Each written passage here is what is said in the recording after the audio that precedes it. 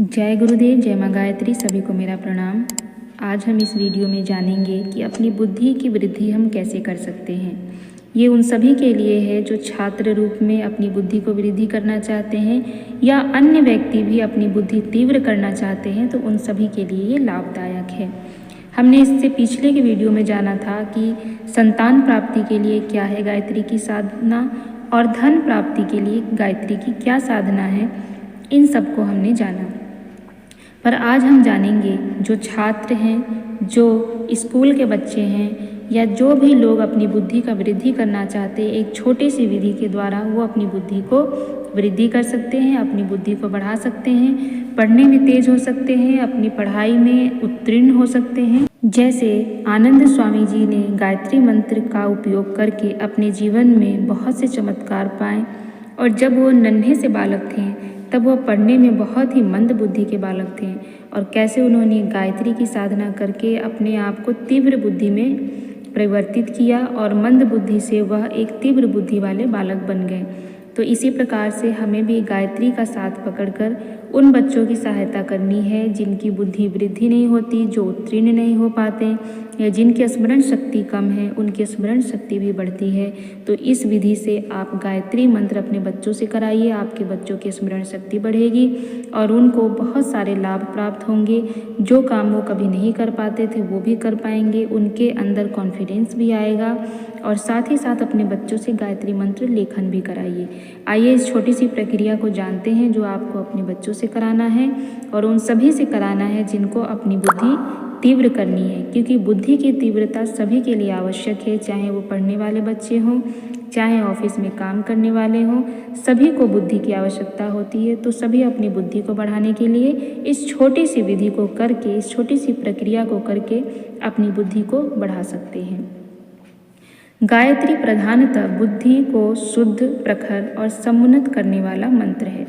मंद बुद्धि, स्मरण शक्ति की कमी वाले लोग इससे विशेष रूप में लाभ उठा सकते हैं। जो बालक अनुत्तीर्ण हो जाते हैं, पाठ को ठीक प्रकार याद नहीं कर पाते, उनके लिए निम्न उपासना बहुत उपयोगी है।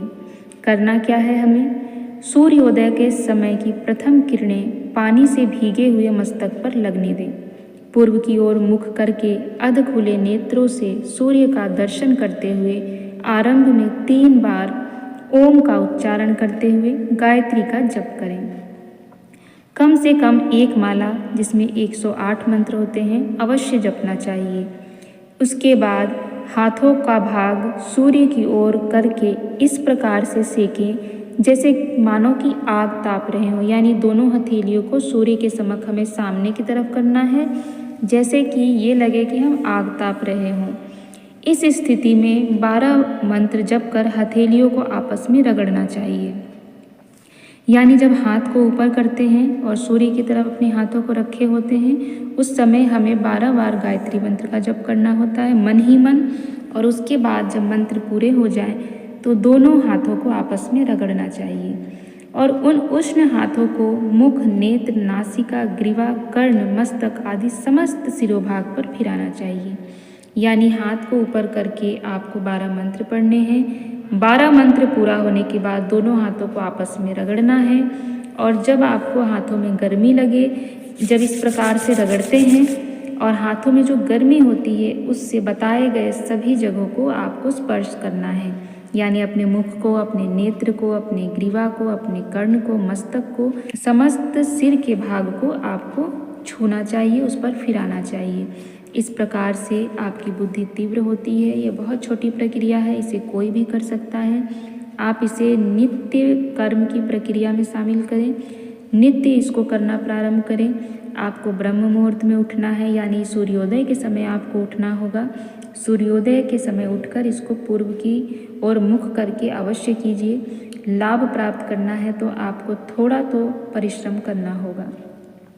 आज के समय में लोग सुबह उठना नहीं चाहते हैं, पर यदि आपको कुछ पाना है तो उसके लिए आपको कुछ खोना पड़ेगा। आपको अपनी निद्रा का त्याग करना पड़ेगा और सूर्योदय के समय आपको उठना पड़ेगा, और सूर्योदय के समय आपको इस प्रक्रिया को करना होगा, क्योंकि अध खुले नेत्र से आप सूर्योदय के समय के सूर्य को ही देख सकते हैं। जो 8-9 बजे सूर्य उगते हैं उसे आप नहीं देख सकते, क्योंकि उसमें इतना तेज होता है कि आपकी आंखें नहीं ठहर सकती हैं। तो इसलिए आपको कुछ पाना है तो सुबह उठने की आदत डालें और सुबह उठकर गायत्री मंत्र का जप करें और बताए गए नियम को करिए, आपको इसका लाभ अवश्य मिलेगा।